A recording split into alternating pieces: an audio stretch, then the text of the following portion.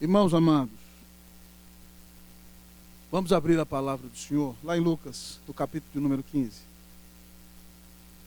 Eu tinha feito um sermão, estando ainda na reunião do Supremo Concílio em Natal, sobre a vida do rei Amazias, para pregar para vocês. Vou pregar mais à frente. Mas essa semana, eu estava na quarta-feira, lá no salão de cabeleireiros, onde um bocado de irmãos aqui dessa igreja vai, e os donos do salão são crentes. E eu cheguei lá para cortar o cabelo à tarde, e o irmão estava lendo esse texto. E é semana dos pais, e ele leu esse texto e virou para mim e falou assim: pastor, explica o texto. E toda vez que eu vou ler, eles dão uma deixa, né? Porque está cheio de gente que não é da igreja no salão. Pastor, explica o texto. E a hora que ele pediu para explicar o texto, irmãos, Deus flechou meu coração com o texto do jeito que eu acabei pregando, ele cortando o cabelo e eu pregando lá sentado. E eu não podia deixar de compartilhar esse texto com você mais uma vez, que enriqueceu tanto o meu coração. Lucas capítulo 15. A última vez que eu preguei nesse texto aqui foi em 2011 e eu preguei só sobre o filho mais velho. Certo? Hoje nós vamos fazer uma leitura um pouco diferente da palavra. Lucas capítulo 15. Nós vamos ler primeiramente os versículos 1 e 2. A igreja vai ler comigo numa só voz. E depois eu vou ler do 11 até o 32, tá? Lucas 15. Abra sua Bíblia aí. Quero convidá-la a se colocar de pé. Lucas 15. Lucas capítulo de número 15. Nós vamos ler numa só voz os versículos de 1 e 2 e depois você permanece de pé porque nós vamos continuar a leitura a partir do versículo de número 11. Lucas 15. Assim diz a palavra do Senhor. Aproximavam-se de Jesus todos os publicanos e pecadores para o ouvir. E murmuravam os fariseus e escribas dizendo: este recebe pecadores e come com eles. Versículo 11. Continuou: certo homem tinha 2 filhos. O mais moço deles disse ao pai: pai, dá-me a parte dos bens que me cabe. E ele lhes repartiu os haveres. Passados não muitos dias, o filho mais moço, ajuntando tudo o que era seu, partiu para uma terra distante e lá dissipou todos os seus bens, vivendo dissolutamente. Depois de ter consumido tudo, sobreveio àquele país uma grande fome e ele começou a passar necessidade. Então ele foi e se agregou a um dos cidadãos daquela terra e este o mandou para os seus campos a guardar porcos. Ali desejava ele fartar-se das alfarrobas que os porcos comiam, mas ninguém lhe dava nada. Então, caindo em si, disse: quantos trabalhadores de meu pai têm pão com fartura, e eu aqui morro de fome. Levantar-me-ei, irei ter com meu pai, e lhe direi: pai, pequei contra o céu e diante de ti, já não sou digno de ser chamado teu filho, trata-me como um dos teus trabalhadores. E levantando-se foi para seu pai. Vinha ele ainda longe, quando seu pai o avistou e, compadecido dele, correndo, o abraçou e beijou. E o filho lhe disse: pai, pequei contra o céu e diante de ti, já não sou digno de ser chamado teu filho. O pai, porém, disse aos seus servos: trazei depressa a melhor roupa, vestiu, ponde-lhe o anel no dedo e sandálias nos pés. Trazei também e matai o novilho cevado. Comamos e regozijemo-nos, porque este meu filho estava morto e reviveu, estava perdido e foi achado. E começaram a regozijar-se. Ora, o filho mais velho estivera no campo, e quando voltava, ao aproximar-se da casa, ouviu a música e as danças. Chamou um dos criados e perguntou-lhe o que era aquilo. Ele informou: veio teu irmão, e teu pai mandou matar o novilho cevado, porque o recuperou com saúde. Ele se indignou e não queria entrar. Saindo, porém, o pai procurava conciliá-lo. Mas ele respondeu a seu pai: há tantos anos que te sirvo sem jamais transgredir uma ordem tua, e nunca me deste sequer um cabrito para alegrar-me com os meus amigos. Vindo, porém, esse teu filho, que desperdiçou os teus bens com meretrizes, tu mandaste matar para ele um novilho cevado. Então lhe respondeu o pai: meu filho, tu sempre estás comigo, tudo que é meu é teu. Leiam comigo, irmãos, esse versículo todos. Entretanto, era preciso que nos regozijássemos e nos alegrássemos, porque este teu irmão estava morto e reviveu, estava perdido e foi achado. Feche seus olhos, nós vamos falar com o Senhor uma vez mais.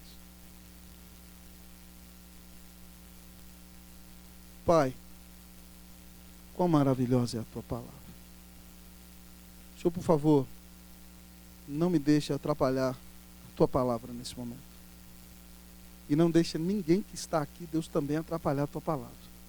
Em nome de Jesus.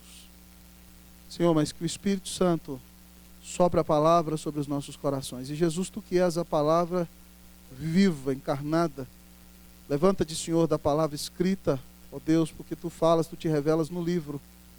E apresenta-te hoje, mostrando a nós quem é esse Pai tão maravilhoso, esse Pai tão grandioso, esse Pai bendito, esse Pai incomparável que é o Senhor. Deus, derrama sobre nós a tua graça. Deus, eu bato no peito e digo: ser propício a mim, pecador. Deus, eu não confio em justiça própria, até porque essa não existe. Eu confio na veste da justiça do Cordeiro, que está sobre a minha vida e sobre a vida dos meus irmãos. E porque tu nos deste o teu selo, o teu Espírito, ó Deus, nós pedimos que ele encha a nossa vida nesse momento. Exalta o nome de Jesus aqui, honra-o sobre tudo, grande Deus. Ó Pai, atrai a Ti nesta noite aqueles que o Senhor, ó Deus, determinou atrair por meio desta pregação. Ó Deus, abre os céus e desce e move-te com poder nesta igreja. Ó Deus, nós queremos Te adorar e exultar em Ti nesta noite, porque Tu és um Pai maravilhoso. Nós Te adoramos, Senhor, nós Te entregamos nossa vida. Dá-nos a bênção de adorar enquanto ouvimos o Senhor falar. É o que Te pedimos em nome de Jesus, para a glória de Jesus. Amém. Assentai-vos, irmãos. Os que estão à porta podem entrar. Eu vou pedir ao meu querido Yuri para me dar um pouquinho mais de retorno, por favor. Eu tossi muito esses últimos 3 dias, para eu não ter que esgoelar ao máximo.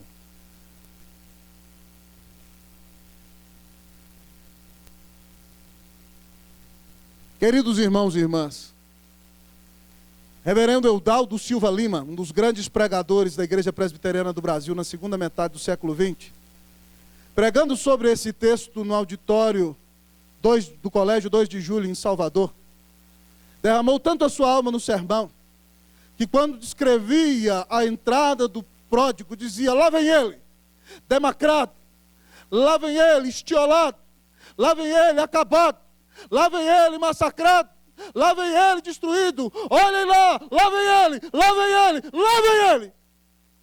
E foi tal a descrição, que todo o auditório se colocou de pé e começou a olhar para trás, esperando ver se o pródigo entraria. Isso é para que eu e você tenhamos ideia do quão marcante essa história que o nosso Rei Jesus Cristo traz para o nosso coração. Mas constantemente, amados irmãos, as pessoas costumam se referir ao texto como a parábola do filho pródigo. Mas a parábola, ela não tem como revelação principal a personagem do filho. Nem do primeiro filho, que é o filho perdulário, o filho gastador, nem do filho mais velho, que é o filho soberbo, orgulhoso, que crê na sua justiça própria. Mas essa história, mais do que tudo, amados irmãos, é a história de um grande pai. E Jesus conta essa história por algo extremamente especial, amados irmãos. Porque Jesus, quando vem, ele prega a mensagem da graça. E o que acontece é que os religiosos não pregavam a graça e não havia espaço para os pecadores se aproximarem do Senhor. Então, quando o Senhor Jesus vem pregando a salvação de graça e se mostra como médico dos médicos, os publicanos, que são párias da religião judaica, porque trabalham para os romanos e não adoram a Deus, adoram o dinheiro, e as prostitutas, os pecadores, os que não iam à sinagoga, começaram a se aproximar de Jesus. E os religiosos irados diziam: olha, esse daí diz que é profeta e come com esse tipo de gente. E Jesus comia. Não com essa gente que se dizia crente, mas vivia no mundo pagão, mas comia com esses que eram pagãos mesmos. e precisavam da sua graça, pregando o evangelho para eles. Então Jesus conta uma parábola com 3 histórias maravilhosas, cujo clímax é essa história do pai com seus 2 filhos. E eu, nesse Dia dos Pais, de maneira muito especial, quero convidar você, pai, a olhar para o pai dos pais. Talvez você está aqui nessa noite e você não teve uma boa experiência com seu pai. E eu quero lhe dizer que hoje você vai conhecer um pai que vai consolar o seu coração. E se talvez você teve um excelente pai e sente até hoje a dor da perda e da separação, eu quero lhe dizer que hoje você vai conhecer um pai que é infinitamente melhor do que seu pai. E que se o seu pai teve alguma coisa de bom, foi porque ele refletiu a graça deste pai maravilhoso.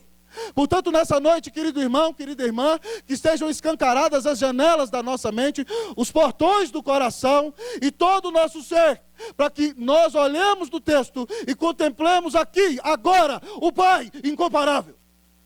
O Pai incomparável. E que Pai é esse, amados irmãos? O Pai incomparável é um Pai generoso. O Pai incomparável é um Pai generoso. Leia comigo, versículo 11 e versículo de número 12. Por favor, eu vou ler o 11 e vocês o 12. Continuou, certo homem tinha 2 filhos.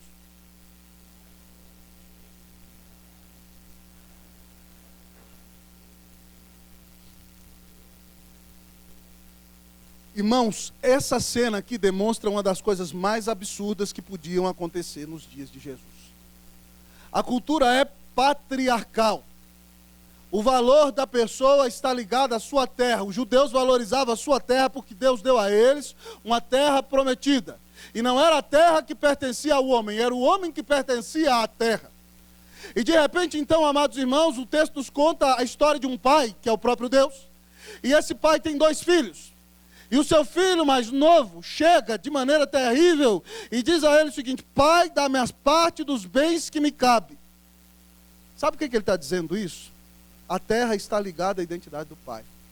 E os filhos só recebem a herança nos dias da Bíblia depois da morte do seu pai. Em outras palavras, ele está dizendo assim: pai, eu quero que o senhor se exploda. Eu quero o seu dinheiro. Eu não quero a sua pessoa. Eu quero as bênçãos que você pode me dar, mas eu não quero o deleite e a alegria da sua presença. Há palavras no grego aqui muito fortes, amados irmãos. A palavra bens aqui é a palavra ousia, de onde vem o ser. A palavra o ser é a essência de cada um de nós. Ele fala assim: pai, me dá a parte do ser que me cabe. Eu não quero estar na tua presença, eu quero ter uma existência própria. Essa é a ideia. E ele diz o seguinte: pai, me dá a parte dos bens que me cabe. Ele está dizendo: pai, eu quero que o senhor morra. Irmãos, o primogênito recebia 2/3, certo? Quando eram só 2 filhos. E o filho mais novo receberia 1/3. E ele diz: pai, eu quero a minha parte, eu não quero o senhor. E o que é mais impressionante, amados irmãos, é a reação desse pai. Porque qualquer pai da cultura patriarcal judaica, se o filho fizesse isso desonrando o pai, mandaria lhe dar uma surra em praça pública e o expulsaria de casa. Mas esse pai é diferente de todos os outros. Diz o texto que de repente o pai lhes repartiu os haveres. A palavra usada para haveres é bios, do grego. É vida, de onde vem a palavra biologia. Quando ele fala, ele deu parte da sua vida. O filho está morrendo para o relacionamento para o pai naquele momento. Não obstante, esse pai nos surpreende de uma maneira tão grandiosa e tão gloriosa, com uma generosidade incomparável. Então, amados irmãos, ao olhar para esse texto, nessa noite, de maneira tão clara e tão gloriosa, o texto nos apresenta que o Pai incomparável, é um Pai generoso.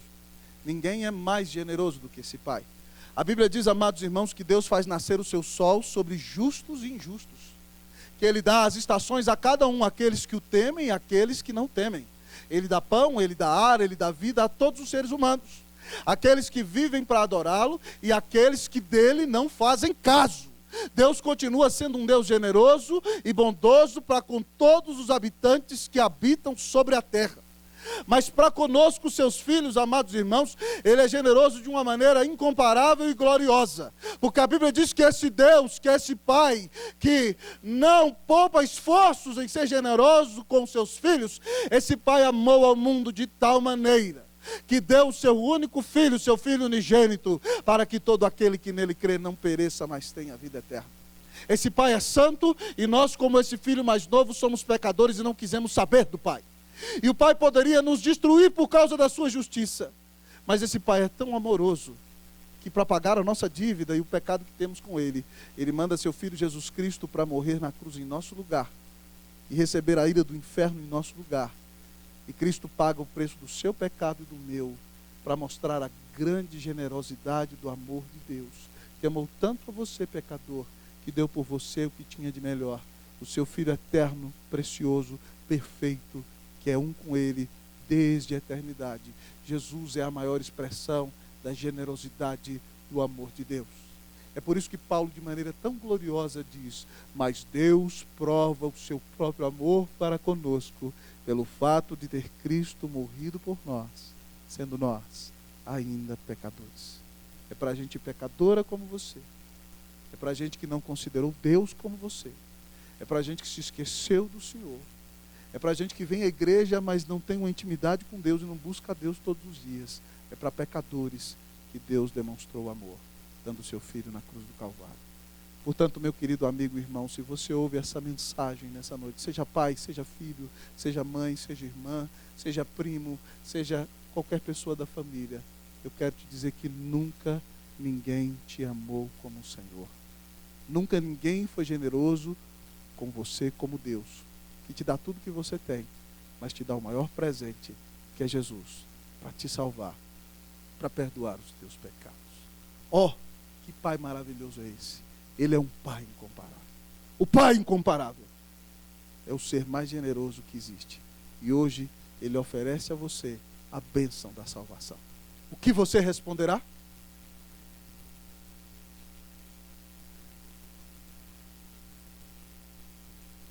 Mas não percamos, irmãos, o desenvolvimento da cena. O texto está vivo atuando diante de nós.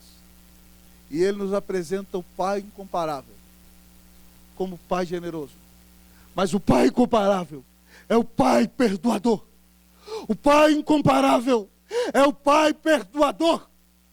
Queridos irmãos, o jovem dissoluto pega seus bens e vai para uma terra, como diz lá o Shrek, far, far away, muito, muito longe.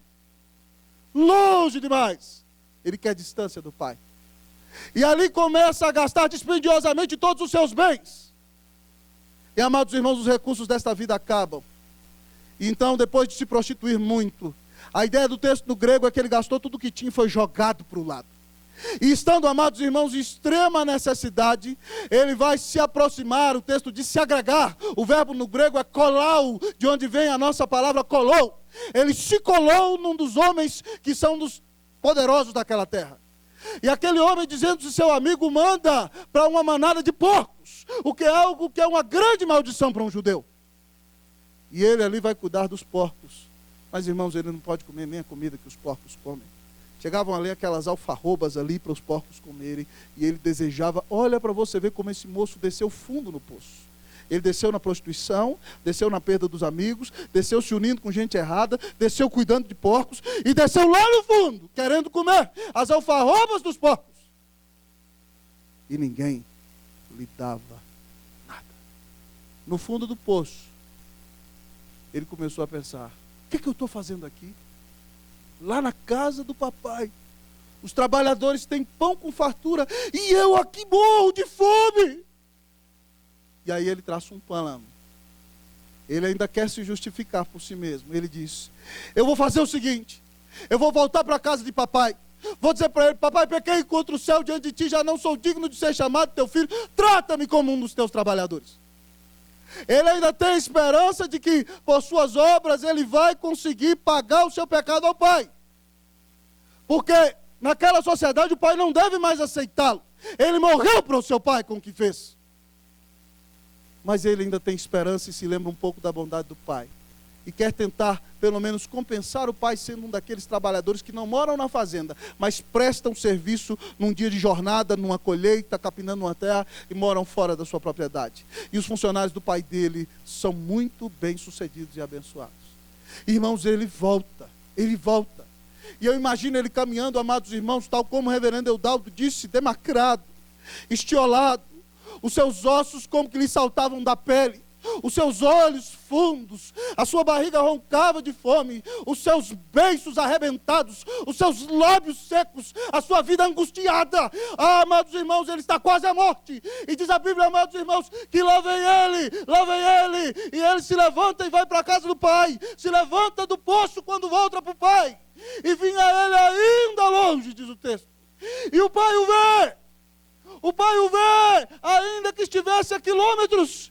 E a Bíblia diz que o pai foi movido à compaixão. A palavra no grego diz que as entranhas do pai se moveram no mais profundo do seu ser. E o pai se levantou, amados irmãos, e foi correndo até ele. O que é inadmissível, porque um pater família, no dia da Bíblia, não corre. Um homem distinto nunca seria visto correndo. Você veria meninos correndo, adolescentes, jovens e até mulheres. Mas um grande pai de família não levantaria suas vestiduras, segurando assim e mostrando as suas canelas para todo mundo. Isso seria algo muito complicado. Mas esse pai rompe com todas as convenções sociais e parte para cima do seu filho.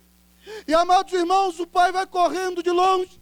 E diz o texto, a expressão no grego para que o pai o abraçou, é que literalmente o pai é maior do que ele, e o pai caiu sobre ele com o seu abraço.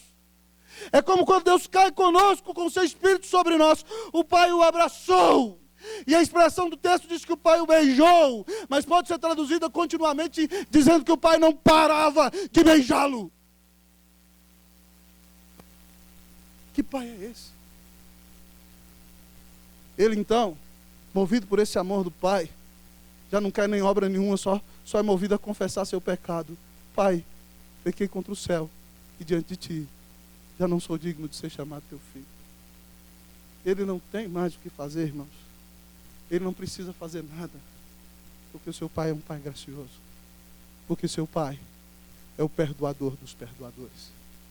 Que bênção maravilhosa, amados irmãos, quando eu leio um texto como esse, e penso nos pecados que já cometi em minha vida, e penso na natureza pecaminosa que habita em mim, e penso na tolice de pecados que muitas vezes nós que somos crentes, a Bíblia diz que as coisas estão erradas, se nós fizermos, nós vamos fazer tolice e a gente ainda quer fazer, desobedecendo a palavra. E ainda assim, esse pai é um pai perdoador.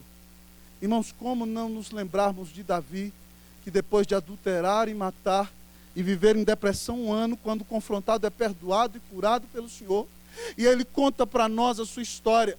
No Salmo 32, 3 em diante, ele diz assim: enquanto eu calei os meus pecados, envelheceram-se os meus ossos em meus constantes gemidos todo dia, porque a tua mão pesava dia e noite sobre mim, e o meu vigor se tornou em sequidão de estio.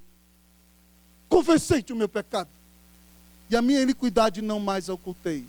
Disse: confessarei ao Senhor as minhas transgressões. E sabe o que tu fizeste, Deus? Sabe? Ele diz assim: e tu perdoaste a iniquidade do meu pecado.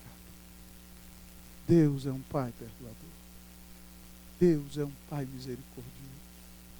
Deus é um Pai maravilhoso. Eu não sei que tipos de pecados você que está aqui tem cometido na sua vida. Eu não sei que lutas você tem enfrentado. Mas o que Davi prega com o seu testemunho pessoal no Salmo 32, está dito claramente a nós em 1 João 9, quando diz que se confessarmos os nossos pecados, Ele é fiel e justo para nos perdoar os pecados e nos purificar de toda injustiça. Que pecado horrível você tem cometido, santo varão? O que você tem feito de errado, mulher de Deus, que só você e o Senhor sabe? E talvez você não tenha praticado diante dos olhos dos homens, mas lá no seu coração, o Senhor está vendo tudo o que está acontecendo. Por que você está tentando se justificar a si mesmo? Por que você está se comparando demais com os outros para se achar melhor? Hoje é dia de correr para os braços do Pai. Se arrependa do seu pecado. Confesse os seus erros, as suas falhas, meu irmão. Em nome de Jesus, você vai ouvir o Senhor dizer: está perdoado por causa do sangue do meu filho, Jesus Cristo. O Pai incomparável é um Pai perdoador. Peça perdão ao Senhor pelo seu pecado hoje. Peça perdão ao Senhor pela sua frieza hoje. Peça perdão ao Senhor por tudo aquilo na sua vida que tem atrapalhado o seu crescimento espiritual. Peça perdão em nome de Jesus, confiando no que Ele fez. E o Deus eterno vai trazer perdão para você e santificação para a sua vida, em nome de Jesus, para a glória de Jesus. Que pai se pode comparar a este pai? O Pai incomparável, irmãos. Além de ser um pai generoso, um pai perdoador, o Pai incomparável é um pai restaurador. O Pai incomparável é um pai restaurador. Repita comigo, vamos lá? O Pai incomparável é um pai restaurador. Nós vamos ler aí na Bíblia. Mantenha a Bíblia aberta aí comigo. Nós vamos ler do versículo de número 22. Só o 22 nós vamos ler. 22. Eu vou ler uma vez, a igreja a segunda vez. O pai, porém, disse aos seus servos: trazei depressa a melhor roupa, vestiu, ponde-lhe um anel no dedo e sandálias nos pés. Vocês, irmãos.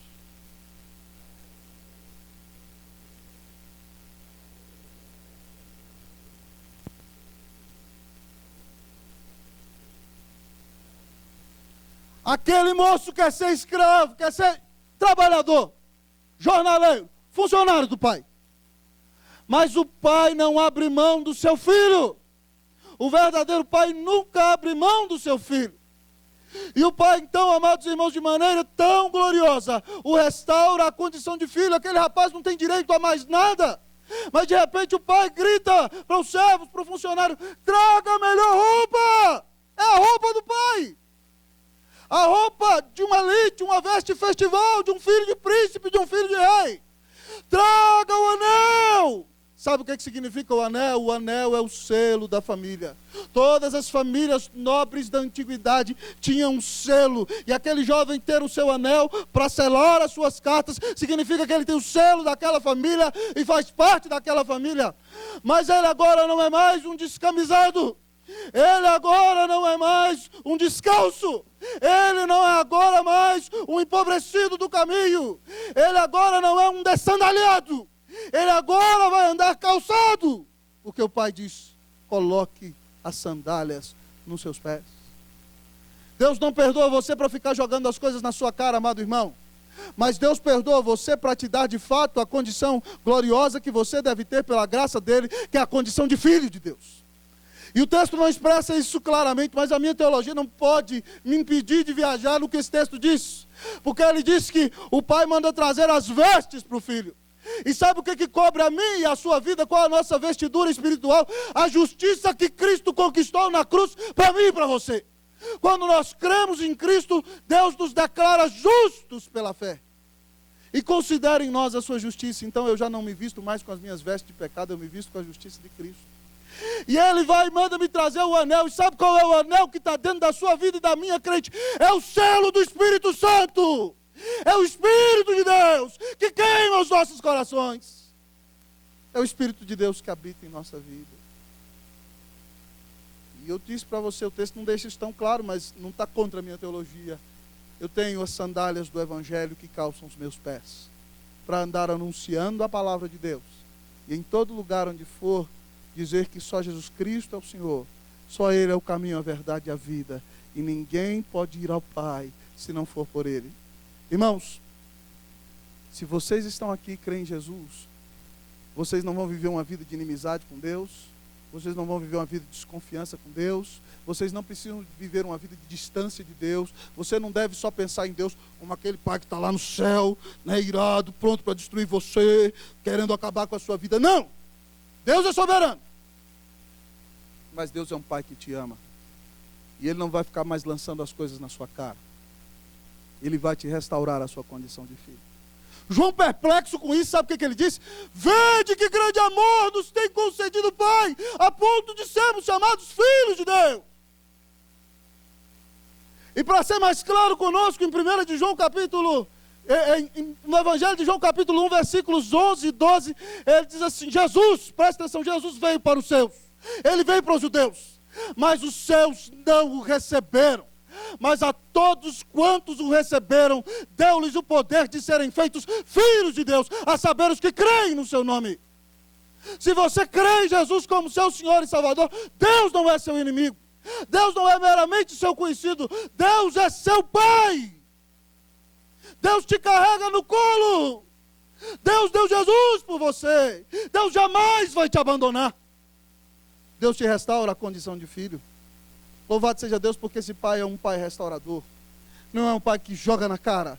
É o Pai que deu o Filho para pagar o nosso preço e nos coloca na condição. Então, meu irmão, eu quero dizer para você que você é amado, você é perdoado, você é lavado, você é justificado, você está sendo santificado, você será glorificado. Então, pare de viver desenganado, como alguém que só fica abalado. Pare de viver dizendo, eu sou um pobrezinho, Deus se esqueceu de mim. Você tem o maior amor da história na sua vida. Deus deu Jesus por você. Ninguém é tão amado como você. Não deixe o diabo te enganar. Não deixe essa depressão tomar conta da sua vida.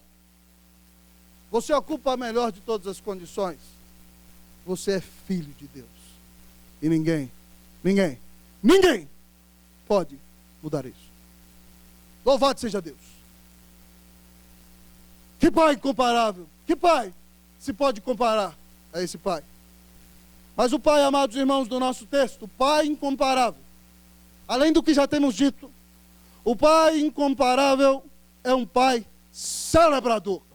O Pai incomparável é um Pai celebrador. Diga aí para o seu irmão, pega na mão dele, fala para ele, o Pai incomparável, fala aí, é um Pai celebrador.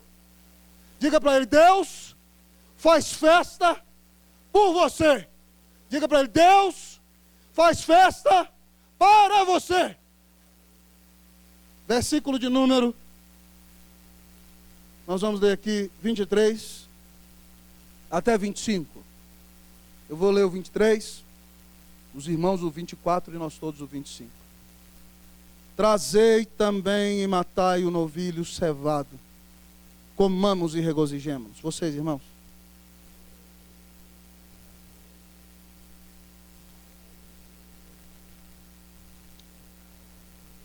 Leamos o 25. Ora, o filho mais velho estivera no campo, e quando, voltando, ao aproximar-se da casa, ouviu a música e as danças. Deus é um Pai festivo.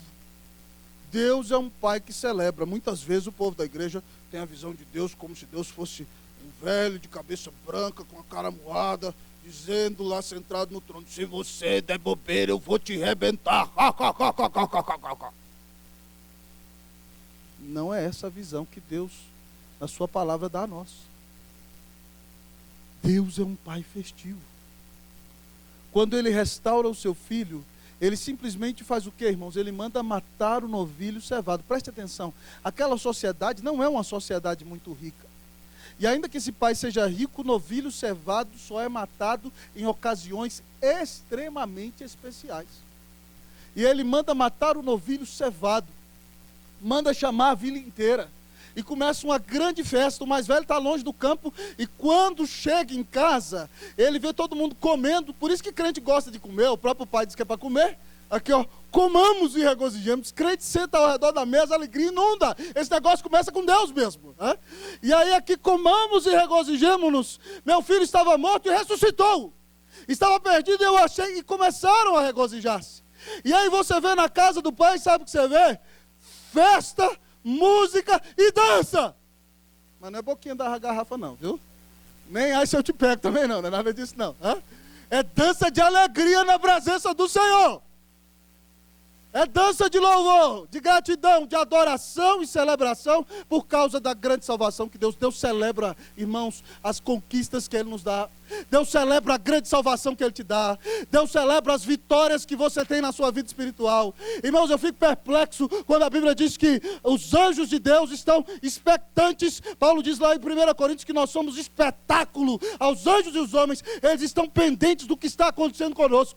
E todas as vezes que a gente alcança uma grande vitória, a alegria nos céus, amados irmãos, a salvação na casa de Deus, irmãos, isso é tão importante e tão maravilhoso, que nesse mesmo capítulo, Jesus conta a história de que um homem tem 100 ovelhas, e ele então perde-se uma, ele deixa as 99 no aprisco, e vai evangelizar a ovelha perdida.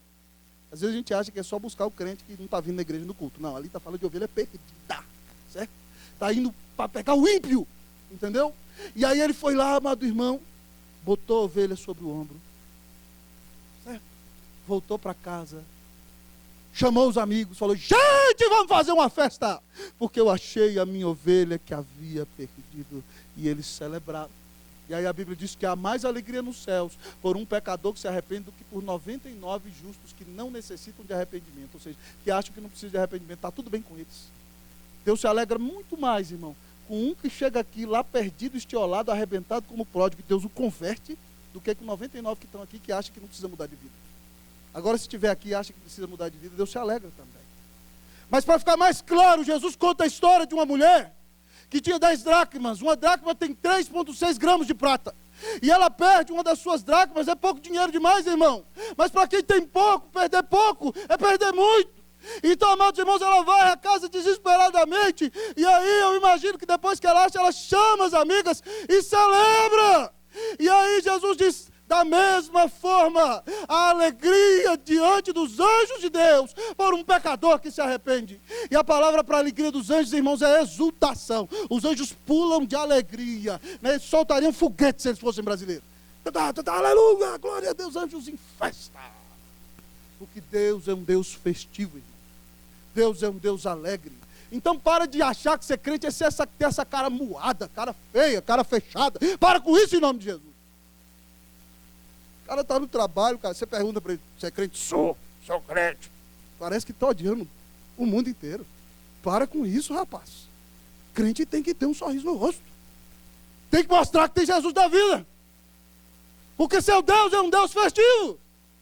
É um Deus alegre. É um Deus que celebra as vitórias que Ele te dá. Ô meu irmão, continue lutando, continue clamando. Toda vez que você tem uma vitória sobre o pecado, irmãos, há alegria entre os anjos de Deus. Toda vez, irmão, que Deus resgata alguém das trevas para a luz, há um espetáculo festivo no céu. E é por isso que na terra, quando nós vemos Deus transformando pessoas, o nosso coração explode de alegria, porque o nosso Pai é o maior de todos os festejadores. E é o Rei de toda alegria. Já parou para pensar que Deus faz festa por você? Já parou para pensar que Deus faz festa por mim? É maravilhoso demais pensar que o grande Deus se alegra por causa de nossa vida. Que Pai incomparável é esse? Louvado seja Deus, que nós façamos festa pelas bênçãos que Ele derrama em nosso meio. Que nós festejemos com os céus todas as graças derramadas do Senhor sobre a nossa vida. Que Pai incomparável é esse? Ele é um Pai celebrador. Mas em último lugar, nesta noite, irmãos, a palavra do Senhor vem nos revelar. Que Pai se pode comparar a esse Pai? Já vimos que Ele é um Pai generoso? Já vimos que Ele é um Pai perdoador? Já vimos que Ele é um Pai restaurador? Já vimos que é um Pai celebrador? Mas em último lugar, nessa noite, o texto da palavra vem nos revelar que o Pai incomparável é um Pai ensinador. O Pai incomparável é um Pai ensinador. Vamos ler, irmãos, comigo do versículo 26 ao 32. Vamos ler responsivamente. Chamou um dos criados e perguntou-lhe o que era aquilo.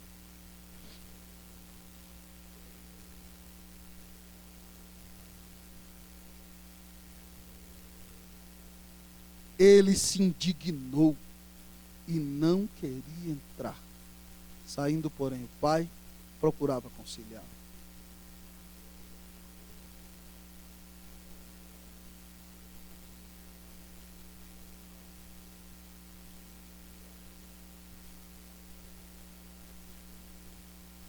Vindo, porém, esse teu filho, que desperdiçou os teus bens com meretrizes, tu mandaste matar para ele o novilho cevado.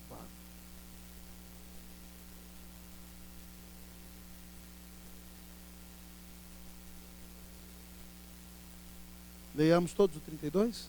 Entretanto, era preciso que nos regozijássemos e nos alegrássemos, porque esse teu irmão estava morto e reviveu, estava perdido e foi achado. Irmãos, esse pai é o maior dos professores. Muitas vezes eu quero convidar a sua atenção para o final da mensagem, porque aqui Jesus está dando a paulada final. Muitas vezes a gente estuda esse texto e foca só na transformação do irmão mais novo. Mas quando Jesus prega esse texto, o objetivo é alcançar os mais velhos, que são os religiosos judaicos. Os mais novos são os publicanos e pecadores que estavam ali seguindo o Senhor. E os mais velhos são aqueles que acreditam que eles recebem a bênção de Deus por causa do que eles fazem. E eles não querem o Deus da bênção, eles querem o dinheiro de Deus, a bênção de Deus, mas não querem a presença de Deus.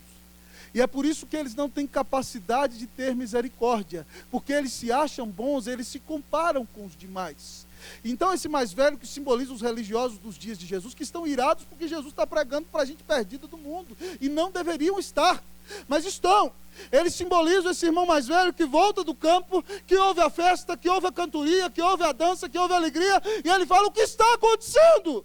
E o criado, cheio de alegria: seu pai mandou matar aquele boi gordo, aquele novilho cevado, porque seu irmão que estava perdido foi achado. E ele, em lugar de alegrar-se, irmão, fica irado. Eu é que não vou entrar nessa casa, que absurdo é isso? Como é que Deus, esse pai faz um negócio desse? E a Bíblia diz, amados irmãos, então, que o pai começa a ensinar. O pai começa a ensinar primeiramente da maneira como ele trata o rebelde. A Bíblia diz que o pai sai, e do mesmo jeito que o pai sai correndo atrás do perdido que está fora da igreja, o pai sai correndo atrás daquele que está perdido dentro da igreja, que é religioso. O pai vai ao encontro dele. E diz o texto que o pai sai para conciliá-lo. A palavra no grego para conciliá-lo é a mesma palavra usada para consolá-lo, para se colocar ao lado dele. O pai chega ao seu nível, desce à sua altura. Cristo veio como homem e conversa com ele na sua linguagem. E o pai sai misericordiosamente, e ele, na cultura patriarcal, deveria chamar o pai de senhor, e se tivesse alguma dúvida, fazer pergunta. Mas ele olha para o seu pai e diz: escuta aqui, rapaz, eu estou trabalhando para você há tanto tempo, e você nunca me deu um cabrito sequer, do magro, do ruim. E vem seu filho aí que gosta de andar rodeado de prostituta, e você dá para ele o melhor novilho cevado. E se fosse eu e você, irmão, eu tinha mandado os capangas arrancar do cinto e acabar com a raça desse cara. Mas é Deus o pai. E esse pai trata esse filho com tanto amor. Como é que ele chama esse camarada que faz esse show, desonrando o pai no meio da festa publicamente? Olha como é que ele trata esse rapaz. No versículo 31. Então lhe respondeu o pai: meu filho, meu Deus do céu, que Deus é esse? O cara está gritando na cara de Deus, está zombando da cara de Deus, está chamando Deus de injusto, e Deus vai se aproximar dele e fala com ele assim: meu filho, oh meu filho. É isso que Deus está falando. E o pai ensina no trato em que lhe dá, mas lhe ensina o que é mais importante. Ele fala assim: meu filho, você sempre está comigo. A maior de todas as bênçãos que o pai ensina é ter Deus na vida. Ah, irmão, não é mais abençoado quem cresceu na igreja, foi lá fora e se perdeu e voltou. Abençoado é quem não precisou cair nas garras do diabo para depois ser tirado de lá. Meu irmão, se você cresceu na igreja, se você cresceu crente a vida inteira, e de repente você vê alguém se convertendo, e aí essa pessoa cresce e dói no seu cotovelo, que não doa. Você não precisou ser pisado pelo diabo. Se alegre, você sempre está com o pai. Meu filho, você sempre está comigo. Mas ele ainda diz mais ainda: tudo que é meu é teu. Você já parou para pensar nisso? Não sei se foi da primeira vez, Heitor, que a gente foi ao Michigan. O pastor Bob foi conosco lá no Lago Huron. Do outro lado estava o Canadá. E ele virou para mim: pastor Rosta, como é que você sente aqui, estando num lugar tão diferente da sua terra? Aqueles pinos bonitos, né? Que a gente viu até no filme Na Classe hoje. O rio lá gelado, nevando. E eu falei com ele: pastor, eu sinto que eu estou conhecendo uma nova parte da fazenda do meu pai. Porque o meu pai é o dono de todas as coisas. Eu estou conhecendo as terras do meu pai. E se todas as terras são do meu pai, o meu pai disse que tudo que é dele é meu. Então eu posso pisar em qualquer lugar desse mundo, mesmo que tenha que tirar passaporte, fazer tudo, porque eu não sou estrangeiro em lugar nenhum, porque meu pai é o dono de todas as coisas. Toda a terra é dele. Então não preciso viver angustiado, desesperado, como quem está perdendo. Porque meu pai é dono de tudo e o que eu preciso ele me dá. Olha que ensinamento maravilhoso. O pai mostra para esse filho o que é de fato importante. O pai ensina na sua maneira de tratar, mas o pai ensina de maneira tão preciosa, amados irmãos, porque ele mostra que o maior tesouro é ter Deus na vida. Não é ter dinheiro, não é ter casa própria, não é ter carro. Irmãos, eu conheço gente que tem muita coisa e é infeliz na vida. Que tem visto familiares definhar em camas, enfermos e sem Cristo no coração. Talvez você não tenha tanta coisa assim, irmão, não se desespere. Se você tem Jesus, você tem tudo. Você tem a maior de todas as bênçãos. Mas em último lugar, o pai ensina para ele que porque ele está com o pai, ele precisa ser misericordioso como o pai. E porque esse pai é amoroso e deu Jesus na cruz para salvá-lo, ele tem que se alegrar por cada pecador que se converter, ainda que seja o seu irmão gastador, salafrário, perdurário, miserável, que andou ofendendo o seu pai. O pai diz para ele no final do texto: entretanto era preciso que nos regozijássemos e nos alegrássemos, porque esse seu irmão estava morto e reviveu. Não é qualquer coisa, irmão, é uma ressurreição espiritual. Ele estava perdido e foi achado. E o interessante, irmãos, é que o texto não diz para nós qual foi a resposta desse filho. E Jesus deixa a pergunta no ar para os fariseus, porque a paulada é para eles. E aí? Vocês vão ficar de fora com a cara fechada ou vão entrar para se alegrar no banquete? E você? Vai ficar de fora? Querendo ser reconhecido e se achando mais importante do que os outros? Ou vai entrar na maior de todas as festas, pela fé em Cristo Jesus? Quem se pode comparar a este pai, amado irmão? Que amor se compara ao amor de Deus por nós? Que resposta você dará a este amor? Ouça a voz de Jesus nesta noite que diz: vinde a mim todos vós os que estáis cansados e sobrecarregados, e eu vos aliviarei. Preste atenção, você é o pródigo, é o filho que se perde, é o pecador, mas olha o pai, lá vem ele, lá vem ele, lá vem hoje, já olhou para nós, suas entranhas já se moveram de compaixão, está correndo ao nosso encontro, caiu sobre nós com um abraço celestial. Sinta o abraço dos céus, oh, sinta o beijo do Deus eterno, da graça de Jesus na sua vida. Oh, o que você está esperando? Corra, corra, corra